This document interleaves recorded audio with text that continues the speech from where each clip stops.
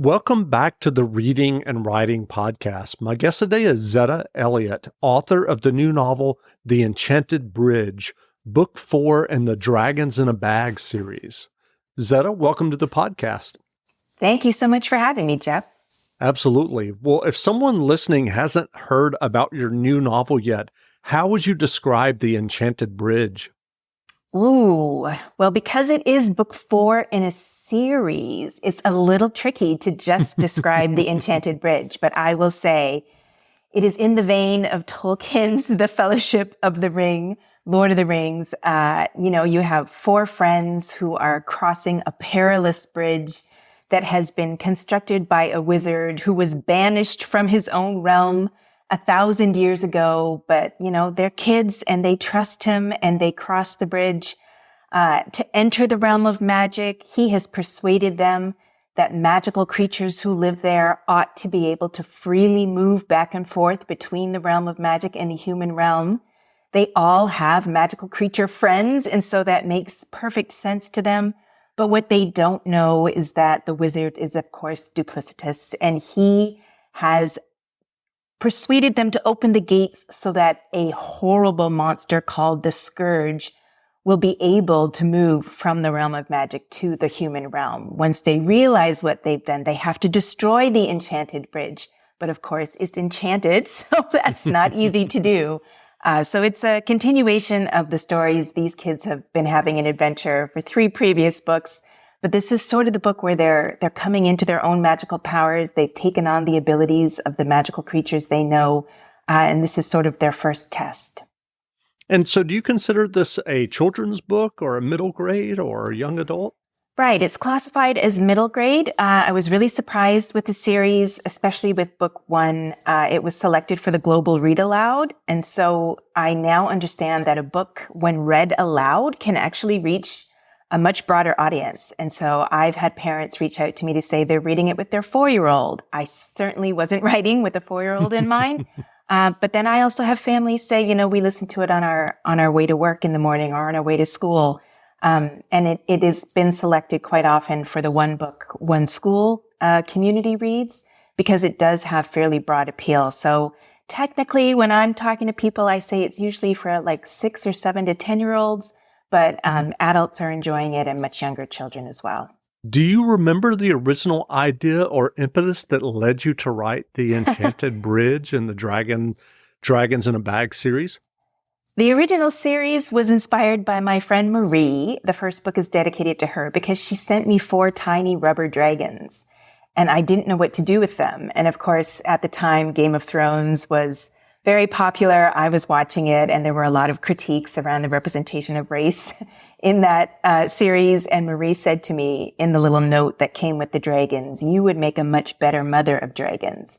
And I laughed at that. But I really did want to walk around with them. I thought, how can I carry these tiny dragons? And I had a mint tin in my bag. And so I just dumped out the mints and put the dragons inside. And I still carry them in my bag. And I just thought, wow, that's a great idea for a story, except it wouldn't be a writer walking around Brooklyn. It would be a witch. What was your initial writing journey that led you to writing and publishing your first novel? Oh, gosh. Well, my first novel was quite a while ago. Publishing, there are a lot of challenges for anybody who's interested in publishing traditionally. This morning has been a little hectic for me the whole past month because I'm in the midst of self-publishing 3 books. And so I have had a journey where I publish traditionally, but I also self-publish. And the first novel I finished, One Eye Open, that was way back in 1999. And I had so much interest from agents and editors, and then nothing happened. And I was teaching kids. I've worked with kids for 30 years. I was teaching kids a unit on how to write picture books. So I made a few sample picture books for them. They loved them. I had a really fun experience with them, so I started to write more, and I wrote 20 picture books and then just started focusing on sending those out. I wound up self-publishing that first novel, One Eye Open, but eventually I won a contest and had my first picture book published in 2008. So in the intervening years, now it's been over a decade, The Enchanted Bridge is my 41st book for young readers. And so a third of those books are traditionally published, like with Random House or Hachette, Macmillan. And then the remainder of those books are self-published. I use KDP's, that's Amazon's print-on-demand platform. So pinpointing my first novel is a little bit tricky. Sure. But the Dragon series is by far my best-selling series. For the 4 books right now, we're over 400,000 copies sold. So it's certainly blown past all of our expectations. But Random House did drop the series after the first 2 books. So it took a while for them to sort of invest and acknowledge that the series was sort of a runaway hit. And so we just got the contract for the 5th book last summer. I finished that and turned it in. We're working on the cover now. And then I'm working on a prequel, which I'll have to decide if I want to self-publish that or shop around for a publisher.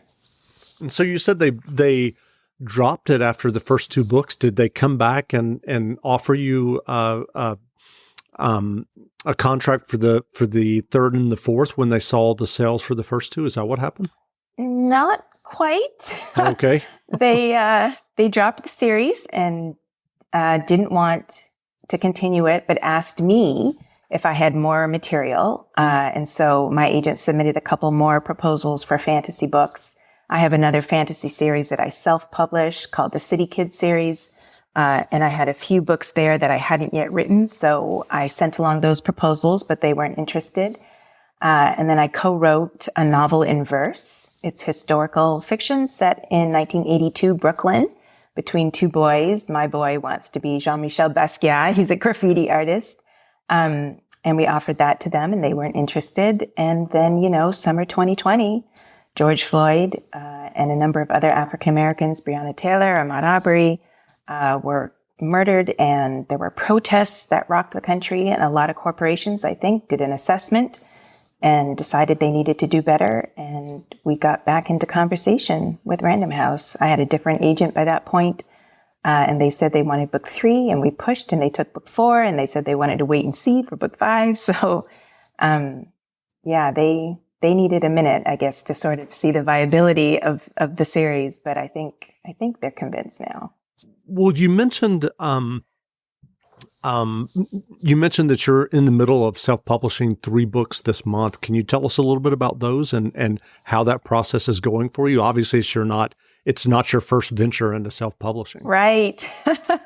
It's so funny because I tell people I can do it with my eyes closed at this point, and I always think it's faster than it's going to be. So last year, 2 counties put forward a challenge against a picture book of mine called A Place Inside of Me, a Poem to Heal the Heart.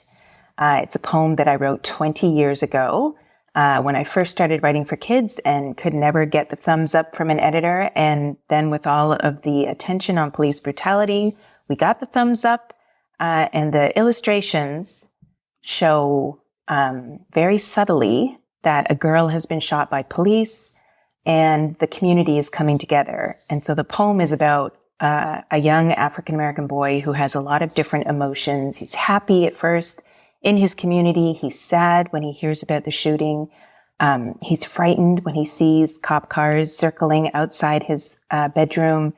He is hopeful when his community comes together to have a vigil. He is compassionate when he's talking to his neighbors about he just goes through a lot of emotions. It ends with, I love myself most of all.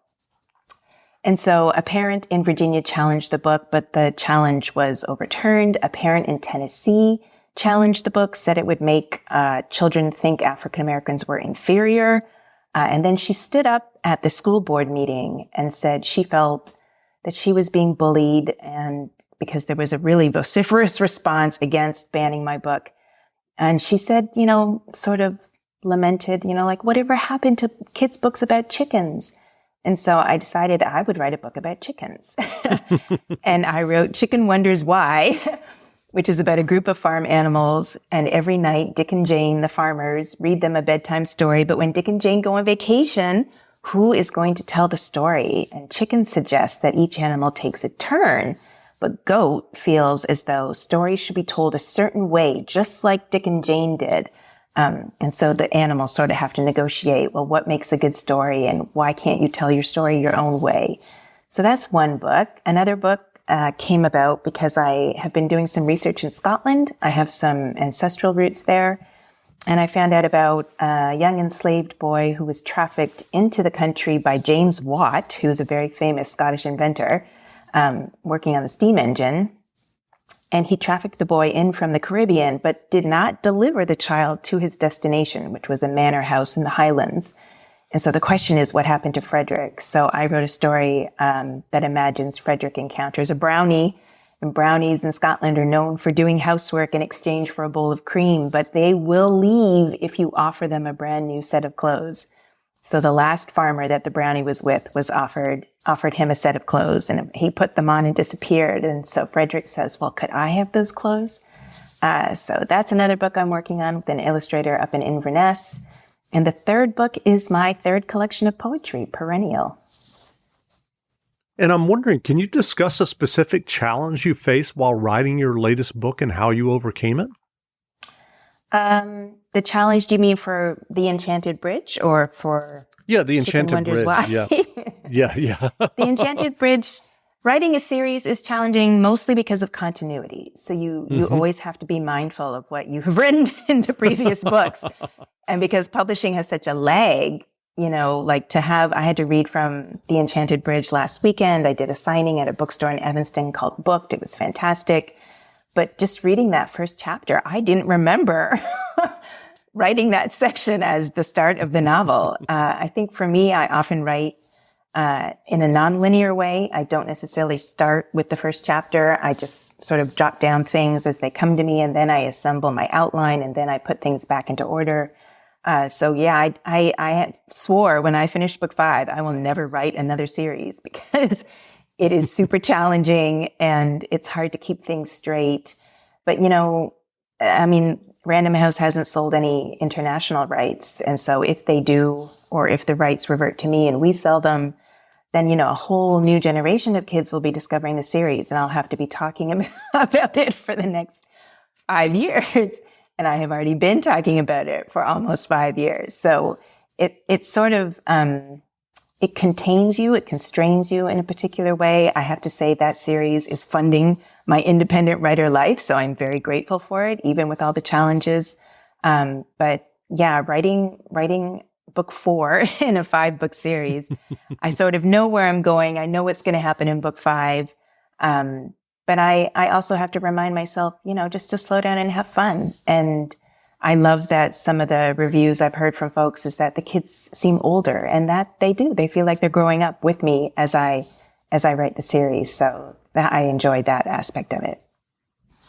Well, you mentioned earlier, and you obviously wrote a book in response to some of the challenges against your own books. What are your thoughts about the current climate in the U.S. towards book challenges, book bans? Yeah, it's frustrating. It's not entirely new. Yeah. But it's frustrating. It's certainly been turned into a spectacle. But, it also presents an opportunity for both of the communities in Virginia and Tennessee. When they found out that my book was being challenged, the majority of parents turned out to say, we will not support the banning of this book. Most people are opposed to book bans, period. But, my book isn't one of those 10 most challenged books that you see being challenged over and over and over again. My book won the Caldecott Honor Award. It's won a whole bunch of awards. The people with expertise in childhood literacy have declared this book outstanding. And so there's my personal opinion. And then if there's an elected conservative politician who calls it garbage on Facebook, which is what happened in Virginia, I don't take that personally. I've heard other authors say they take it personally when their books are banned.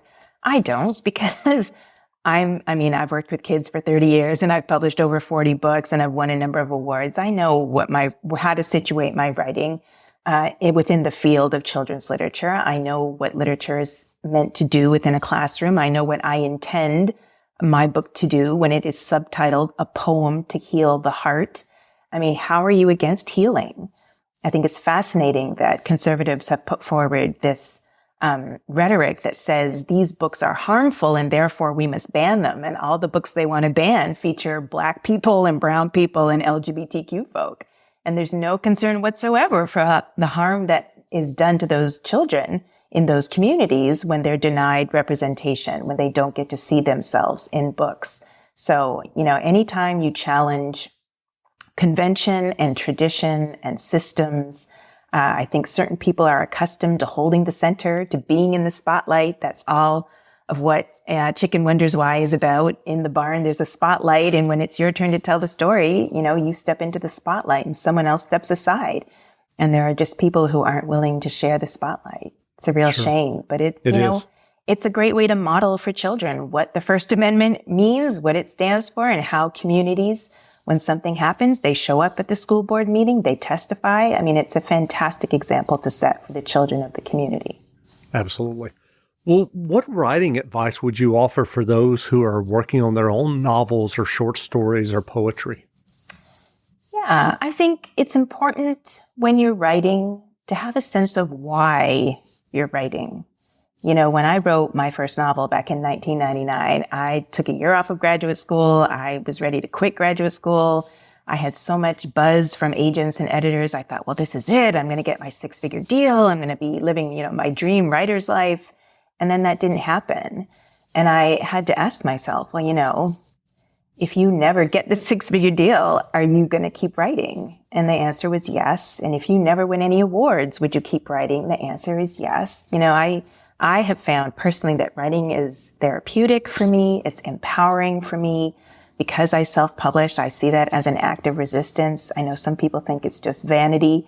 But when you have a system that has historically excluded Black writers, and then you yourself are excluded, you can take it personally. You can, look over your work and see if it needs some improvement. But if you have already won awards and you have a best-selling series and you're still getting rejected, then chances are it's not you. But aside from all of that sort of systemic stuff, you really have to know what makes you feel good about writing.